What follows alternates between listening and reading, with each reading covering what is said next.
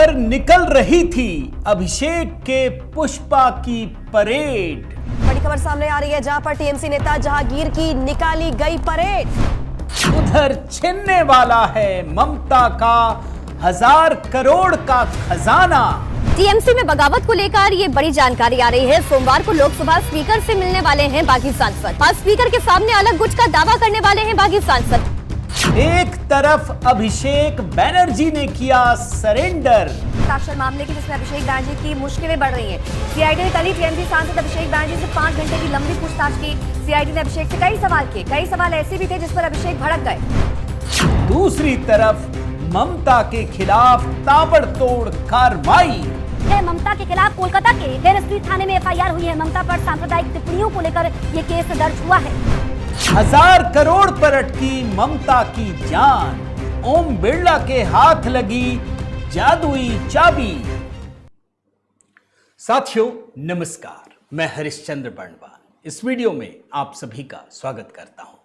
दोस्तों, बंगाल में एक गजब की खबर आ रही है। 1000 करोड़ रुपए माफ कीजिएगा, कुबेर का खजाना।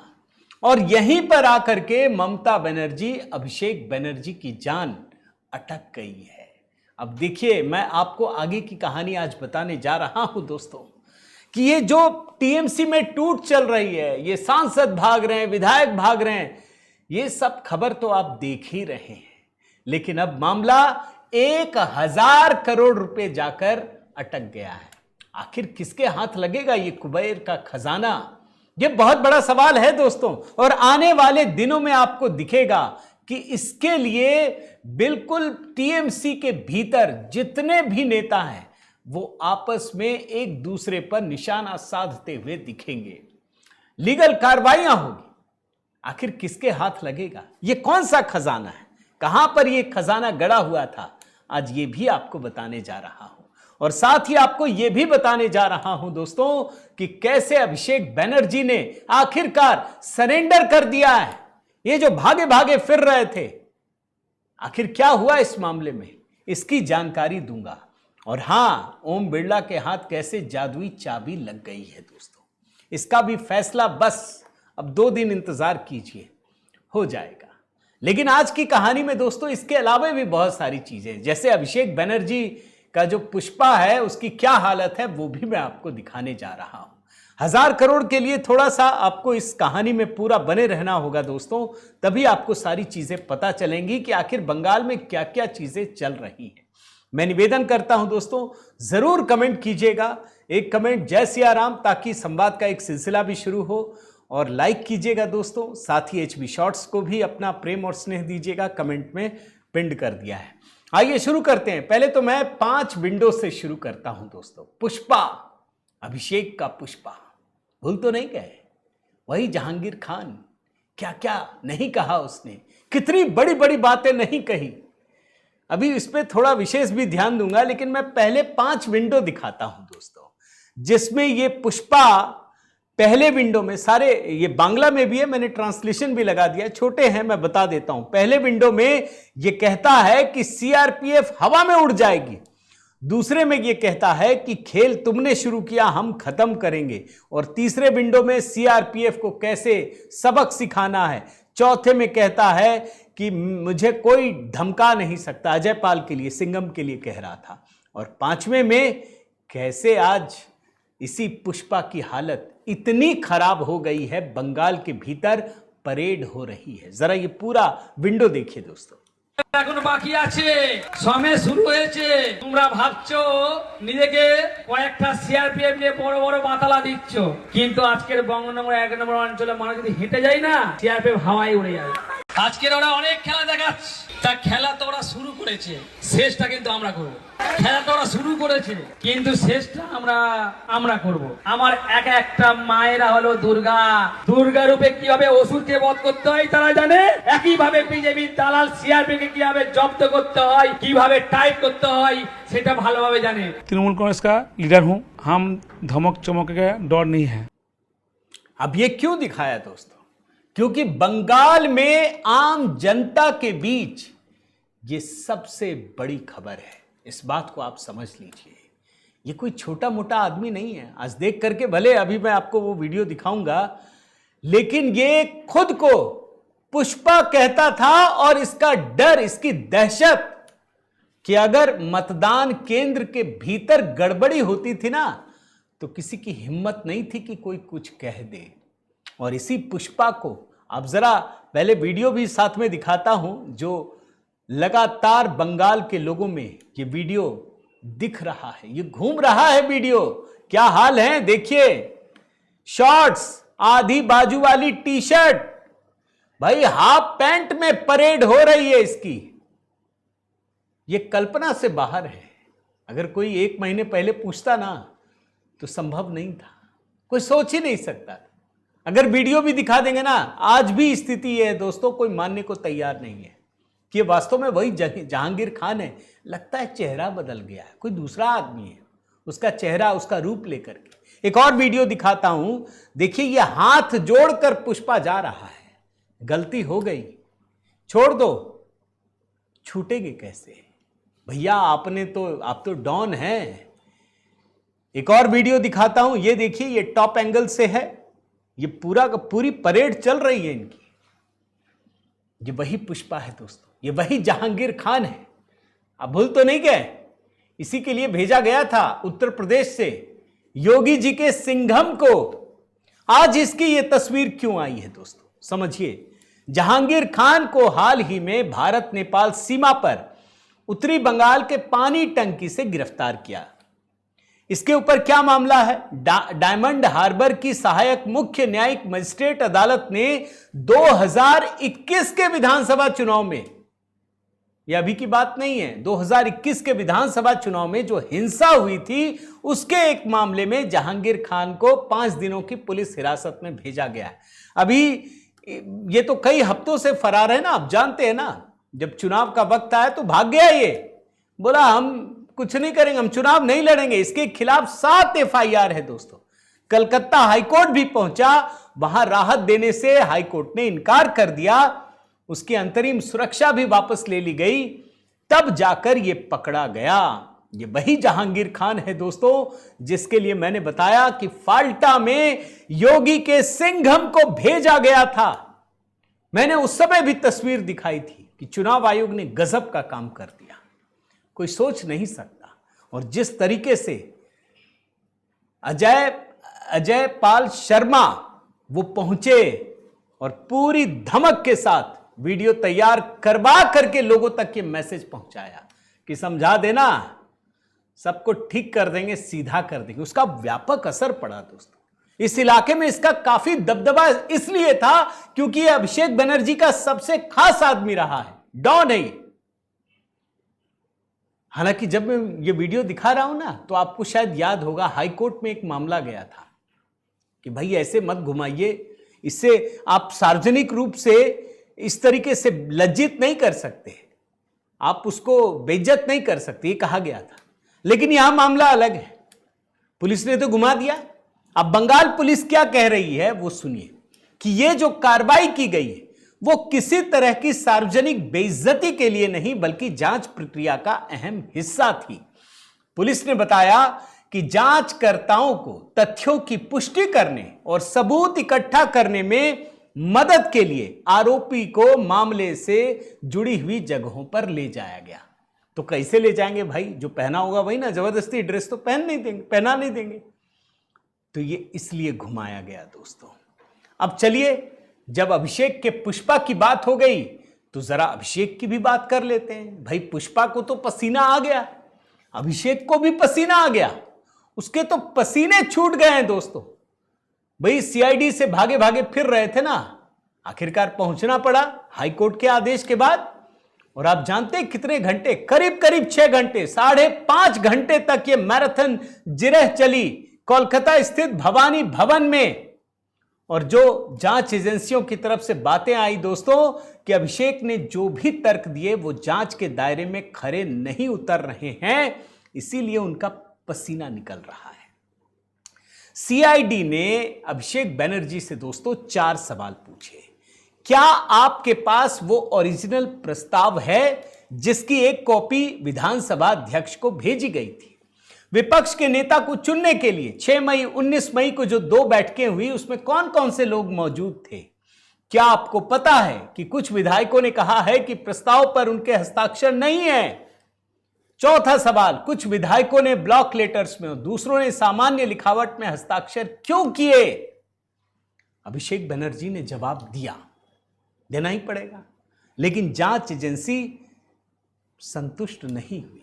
कई बार अभिषेक बनर्जी भड़क रहे थे, जैसे याद है ना चुनाव आयोग के पास जाकर के, अब तो भैया आपकी सीआईडी है। अच्छा, दूसरा, सीआईडी के सूत्रों के हिसाब से जो खबर आई है दोस्तों, पूछताछ का सबसे अहम हिस्सा वो रिजोल्यूशन बुक थी जिसमें विधानसभा में नेता प्रतिपक्ष के चयन से जुड़ी महत्वपूर्ण बातें दर्ज हैं। आखिर वो मीटिंग किस जगह पर आयोजित की गई, कौन कौन से विधायक हैं, तमाम सवाल। भाई रिजोल्यूशन बुक में 77 विधायकों की मौजूदगी का जिक्र है ना, लेकिन कई तो थे ही नहीं। अब अभिषेक बनर्जी कितना भी घुमाए दोस्तों, लेकिन जांच एजेंसी को तो पूछताछ करनी है। 5.5 घंटे की मैराथन बैठक पूछताछ हुई है और इसके बाद जांच एजेंसी ने अभिषेक बनर्जी को दोबारा 14 जून 12 बजे यानी कल भवानी भवन में पेश होने का नोटिस दिया है। सारे सवाल, अभिषेक बनर्जी कभी चुप रहते हैं, कभी गुस्साते भी हैं, कभी घुमाते भी हैं, लेकिन जांच एजेंसी सब जानती है दोस्तों, कानून के हाथ लंबे होते हैं। आप भाग सकते हैं, आप भागिए, कहां तक भागेंगे? और अभिषेक बनर्जी की यह मुश्किल खत्म भी नहीं हुई, मैं एक दूसरी मुश्किल भी पैदा हो गई। अब मैं आपको बताऊं वो मुश्किल क्या है दोस्तों। एक और मामला इनके खिलाफ जो दर्ज है वो भी सीआईडी को सौंप दी गई है। वो मामला क्या है दोस्तों, समझिए। उन्होंने केंद्रीय गृह मंत्री को, अमित शाह को धमकी दी थी, हिंसा भड़काने की कोशिश की गई कथित तौर पर, और इस मामले में अभिषेक बनर्जी के खिलाफ विधाननगर सिटी पुलिस के अंतर्गत आने वाले विधाननगर साइबर क्राइम थाने में प्राथमिकी दर्ज की गई है और इस मामले को सीआईडी को ट्रांसफर भी कर दिया है। अधिकारी ने क्या कहा, संबंधित video clip, social media link और अन्य डिजिटल कंटेंट सुरक्षित कर लिए गए हैं। अब सीआईडी सभी पहलुओं से इसकी जांच करेगी। और आपको मैं बताऊं दोस्तों, इस मामले में जो एफआईआर हुई ना, अभिषेक बनर्जी कलकत्ता हाई कोर्ट पहुंचे कि इसको समाप्त कर दीजिए। और ये जो मुद्दा सुना वो न्यायमूर्ति सौगत भट्टाचार्य, 21 मई की बात बता रहा हूं, जब हाई कोर्ट के जस्टिस ने सुना जो अभिषेक बनर्जी ने चुनाव से ठीक पहले यह बयान दिया था जिसमें बाद में एफआईआर भी हुई। जानते हैं जस्टिस ने क्या कहा? हाई कोर्ट के जस्टिस ने, उन्होंने सवाल उठाया था कि एक राजनीतिक दल के महासचिव और 3 बार के सांसद द्वारा सार्वजनिक सभा में इस तरह का कथित भड़काऊ बयान कैसे दिया जा सकता है, और वो भी एक ऐसे राज्य में जहां तो हिंसा का इतिहास रहा है। और उस समय अदालत ने एक और बड़ी बात कही थी दोस्तों। अदालत ने यह कहा था कि यदि 4 मई को घोषित विधानसभा चुनाव परिणाम अलग होते तो राज्य की कानून व्यवस्था की स्थिति गंभीर रूप से बिगड़ सकती थी। मतलब समझ रहे हैं कि मान लीजिए अगर टीएमसी की सरकार बन गई होती तो क्या होता? फिर तो आप तबाही ही समझ सकते हैं। फिर तो हिंसा का तांडव आपको देखने को मिलता है, जिस तरीके से अभिषेक बनर्जी ने कहा था। तो अभिषेक बनर्जी का पहले पुष्पा, फिर अभिषेक बनर्जी, अब देखिए ममता बनर्जी, इन पर दूसरी एफआईआर हो गई है। और कहां हुई है दोस्तों? कोलकाता के हेयर स्ट्रीट थाने में। विधानसभा चुनाव से पहले कोलकाता में धरने के मंच से भाषण में सांप्रदायिक टिप्पणी करने का आरोप लगा है। और मामला जो दर्ज हुआ है दोस्तों, जरा सुनिएगा, कितनी सजा है ये भी बता देता हूं। बीएनएस की धाराओं में जैसे 196(1), 351(2), 352, तीनों की बात बताता हूं। धारा 196(1) जो धर्म, जाति या भाषा के आधार पर नफरत फैलाने का मामला है, दोषी पाए जाने पर 3 साल तक की कैद। धारा 351(2) आपराधिक धमकी से जुड़ा मामला, 2 साल तक की कैद।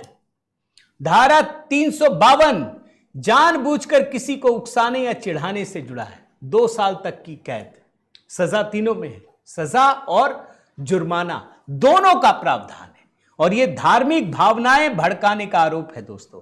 और ये मुद्दा है 9 मार्च 2026 को कोलकाता में धर्म मंच पर एक कार्यक्रम हुआ जहां ममता बनर्जी ने ऐसा भाषण दिया जिसमें भ्रामक प्रचार से सावधान रहने को कहा गया था। तो अब एक एक चीज ममता के भी निकल रहे हैं, अभिषेक बनर्जी के भी निकल रहे हैं। अब देखते जाइए क्या क्या होने वाला है। अब इधर ये सारे मामले चल रहे हैं दोस्तों, उधर एक और बड़ी खबर आ गई। टीएमसी के जो बागी 20 सांसद हैं दोस्तों, अब देखिए ये क्लाइमेक्स में पहुंच रहा है। लोकसभा स्पीकर ओम बिरला से ये निवेदन किया है कि आपसे मिलना है, सोमवार को मिलेंगे, यानी परसों। बहुत बड़ी खबर आने जा रही है दोस्तों। परसों ये मिलेंगे तो करेंगे क्या? ये मान्यता देने की मांग करेंगे कि हम असल टीएमसी हैं। स्पीकर से कहेंगे हम 20 लोग हैं 28 में से। ये एक मीटिंग भी कर रहे हैं दोस्तों कल दिल्ली में, और इसमें शुभेंदु अधिकारी भी शामिल होने वाले हैं। बागियों की संख्या बढ़ सकती है। और ये जो बागी के बारे में सवाल उठ रहा था ना कि लेटर है नहीं है, किसके साइन है, क्या है, ये लेटर भी सामने आ गया दोस्तों, कल ही सामने आया। उसमें एक एक व्यक्ति का हस्ताक्षर भी है। आप समझ लीजिए, इस चिट्ठी में पठान, यूसुफ पठान, सायोनी घोष, काकोली घोष, शताब्दी रॉय, सभी बड़े नाम शामिल हैं। जरा आपको दिखाऊं हस्ताक्षर, एक एक करके देखिए। ये देखिए, ये पहला है, इसमें 1 से 8 नंबर है ना। दूसरा देखिए, ये देखिए, ये टुकड़ों में लगता है रिलीज किया गया है, 9 से 12। अब देखिए 1 से 8, 9 से 12, कोई मिसिंग तो नहीं है, लेकिन 12 के बाद 13 गायब मिलेगा। अगला देखिए, ये तीसरा, 14 से लेकर 18, 13 नंबर है ही नहीं। क्यों भैया, कोई गड़बड़ तो नहीं है? 13 नंबर नहीं है, कहीं कोई बड़ा नाम तो नहीं है, कोई एकदम धमाकेदार नाम। 13 छुपा लो भाई, छुपा लो, कुछ तो है, कुछ मामला गड़बड़ है, वो छुपाया गया है। और आखिर में एक सिग्नेचर और है। कौन कौन है जरा नाम आपको बताता हूं सबके। काकोली, शताब्दी, बापी, शर्मिला, प्रसून, जगदीश वर्मा, असित, अरूप, रचना, सायोनी, खलीलुर रहमान, अबू ताहिर, यूसुफ पठान, मिताली, माला, कालीपत, दीपक अधिकारी, जून, पार्थ भौमिक, ये सारे नाम हैं इसमें। एक नाम गायब है 13 नंबर पर। कुछ बड़े खुलासे होने जा रहे हैं, इसलिए इंतजार कीजिए। कहीं कल्याण बनर्जी वाला तो नाम नहीं है। माहौल बना रहे, बनाइए। बोल ही दिया उन्होंने कि या तो अभिषेक बनर्जी रहेंगे, ममता को चेतावनी दी है, या फिर कल्याण बनर्जी रहेगा, यही कहा था ना। और मुश्किलें कैसे बढ़ रही हैं दोस्तों। टीएमसी का दफ्तर, मैं लगातार बोल रहा था, आप देखिएगा इन लोगों ने ऐसा काम किया है दोस्तों, ये मानकर चल रहे थे सब हमारा ही है, हमारा साम्राज्य है हर जगह। कोलकाता हो, दिल्ली हो, दिल्ली में तो एक सांसद के घर को ही बना दिया था अपना दफ्तर। अब वो सांसद ही भड़क गया, भगा दिया, कोई दफ्तर अफ्तर नहीं होगा। और टीएमसी को अपना दफ्तर बदलना पड़ा है दोस्तों। अभी 30B हरीश चैटर्जी स्ट्रीट कोलकाता में था, अब इसको बदल करके नई दिल्ली के 61 साउथ एवेन्यू में स्थानांतरित किया गया है। यह स्थिति है। आप सोच सकते हैं मन में कि यार बड़ा बुरा हाल है, इतने गरीब पार्टी है। ना ना ना ना, गरीब पार्टी बिल्कुल नहीं है दोस्तों। आप जानते हैं टीएमसी के पास कितना पैसा है? 1000 करोड़ रुपए, 1000 करोड़। इसी 1000 करोड़ की बात कह रहा हूं, ये नजर है भाई। टीएमसी के 2 गुट बन गए ना। एक गुट तो विधानसभा में चला गया, ऋतव्रत जो है कि हम असली टीएमसी हैं। अब लोकसभा में भी मांग कर रहे हैं, राज्यसभा से रिजाइन कर रहे हैं। लेकिन मान लीजिए लोकसभा वाले और विधानसभा वाले एक ग्रुप हो गए, तो ये तो पार्टी मांगेंगे ना, फिर ये 1000 करोड़ जाएगा कहां? सोचिए, 1000 करोड़ रुपए की संपत्ति है। 24-25 में जो घोषणा की गई थी या जो जानकारी मिली, उसमें 1000 करोड़ रुपए से अधिक की संपत्ति है। बैंक में 600 करोड़ रुपए, 681 करोड़, और पार्टी ने करीब 250 करोड़ रुपए का निवेश कर रखा है। 7 करोड़ की अचल संपत्ति है। अब आप सोचिए, इतनी संपत्ति एक दफ्तर नहीं बनाया, दिल्ली में बना लेते, कोलकाता में बना लेते। बनाया नहीं इन्होंने। क्यों?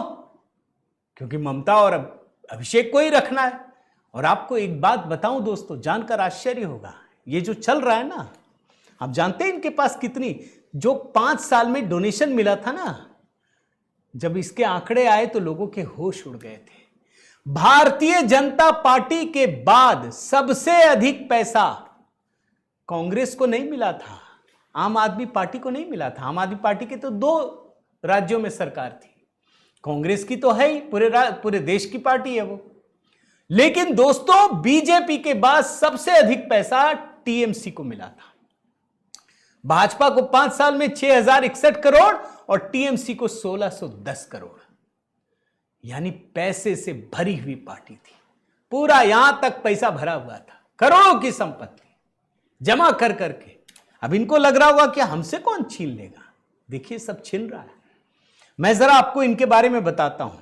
जो 2024-25 के हिसाब से 1000 करोड़ रुपए से अधिक की संपत्ति, ये भाजपा और कांग्रेस के बाद अगर ओवरऑल देखें तो सबसे अधिक संपत्ति टीएमसी के पास है। और मैंने आपको बताया दोस्तों, बैंक में 681 करोड़ और 250 करोड़ का निवेश है, 7 करोड़ की अचल संपत्ति है।